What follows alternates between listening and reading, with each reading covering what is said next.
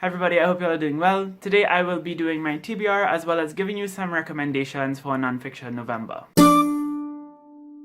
So if you didn't know, Nonfiction November is a month-long reading challenge which obviously occurs in November, and the challenge is to read, obviously, nonfiction. If you'd like to know more about the readathon, I will leave all of the relevant links in the description down below. So there are 4 optional prompts or challenges that are meant towards guiding your choices for the month, and in this video I will be recommending you 1 or 2 books for each prompt, as well as showing you what I plan to read for the month of November 2017. So the first challenge is home, which I think is quite self-explanatory. I assume this to mean books where home or family is a central theme. I have 2 recommendations for this. The first is Persepolis by Mary Jane Satrapi. This is a 2-part graphic memoir that is about Satrapi's life growing up as a young girl in Iran during the time of the Islamic Revolution. The first volume follows her childhood in Iran, and the second volume follows her teenage years that were spent in Europe, as well as her young adulthood moving back to Iran. And obviously the topic of home is essential to this book because we have the story of a girl whose home and whose environment was altered by forces that she could not control,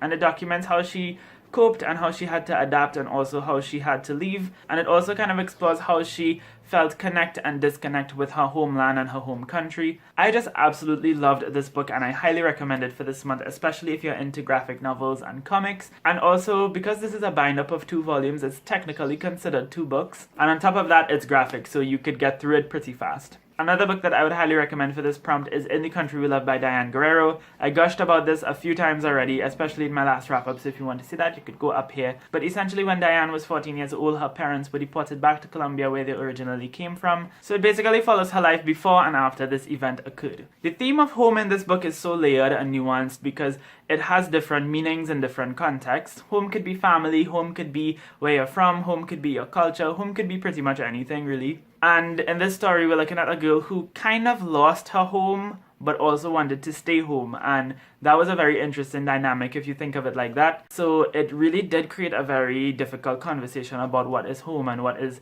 finding happiness and comfort and solace in your home. And it's amazing. You need to read it. And as for the book that I will be reading this month, I have One Day We'll All Be Dead and None of This Will Matter by Saajid. And I don't really know if home is like a central theme in this book, but it's about an Indo-Canadian girl writing about her experience being someone whose parents and family and ancestry is from India, but also being someone who was born and raised in the country of Canada. So because of that whole family dynamic, because this is probably a girl who's living between 2 worlds essentially, as most children of immigrants are, I do hope to encounter some sort of conversation or dialogue in here about what home means for this author. So the next category was a bit difficult for me, and that is substance. I think the term substance is so interpretive and can mean different things in different contexts. To me, substance in a book is something that kind of takes the purpose of the book and brings it to a whole new level. So you might write a fiction book that's about a really fun story with a really cute romance and a very page-turning mystery, but the substance of that book would be the conversations produced, it would be the ideas and the messages that the author relays. If a book, in addition to just being a good book, makes a statement and makes an impact, I would consider that a book of substance. So recommending a non-fiction book of substance, I would say go with Brown Girl Dreaming by Jacqueline Woodson. So this is a lovely childhood memoir that's actually told in verse, so if you're more into the poetic type of writing, this would be a good choice for the month as well. And I say it's a story of substance because in addition to being a childhood memoir and a story of this one girl growing up, it's the story of a black girl who is growing up in the context of the civil rights movement. I think in the 1960s and 70s she grew up. And what's amazing about this book is that it's not the story of Jacqueline Woodson as an adult recounting her childhood memories, but rather this is Jacqueline Woodson, the child herself, telling you the story from her perspective. So the poems in here are the memories of a little girl, but they're also contextualized within a broader picture, and I don't know how to explain that, but you will understand when you read it, which you should. For the book that I will be reading for substance, I think I will be listening to the audiobook of Born a Crime by Trevor Noah. In fact, I already started it today. This is the story of his life growing up in South Africa. He's half white and half black, and he was born during apartheid when that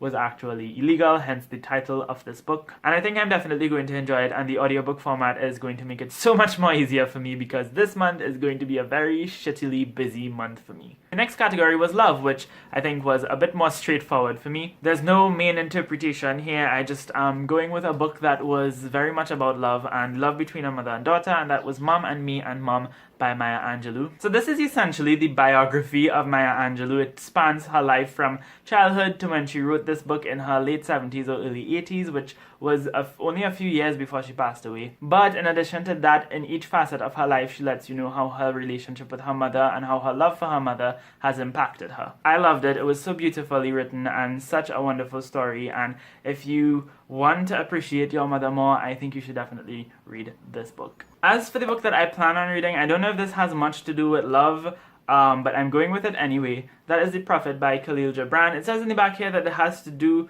with something about like man's deepest spiritual desires, and I think love is incorporated in here somehow.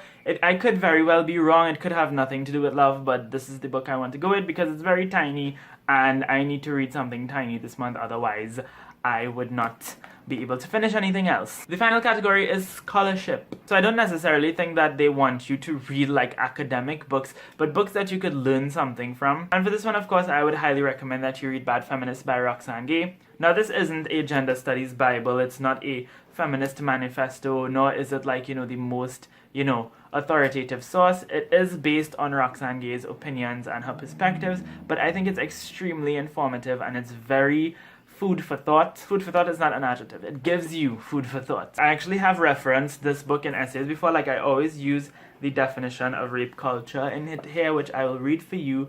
It is a phrase that denotes a culture where we are inundated in different ways by the idea that male aggression and violence towards women is acceptable and often inevitable. So yeah, I would highly recommend that you go with this book for this prompt. Another book that I think is good for this prompt is Between the World and Me by Ta-Nehisi Coates, where he talks about and contextualizes racism in the United States from his own personal experience and perspective as well. It's not based on facts and statistics and stuff like that. It's more like a conceptual framework to help you understand the issue, which I think if you don't really understand how systematic and structural racism in the United States is, this book will help you to do so. As for what I will be reading for this challenge, I have no idea. I didn't pick a book for this challenge because I have so much schoolwork to read this month that I don't think I need to pick a book for this challenge. I will be reading stuff on psychology and gender studies and history and French, which are my 4 areas that I study in university. Yes, I know I don't know what I'm doing with my life. So I will be counting that towards this challenge, even though it's not from one particular book. I do have another non-fiction book that I will be reading this month as well though,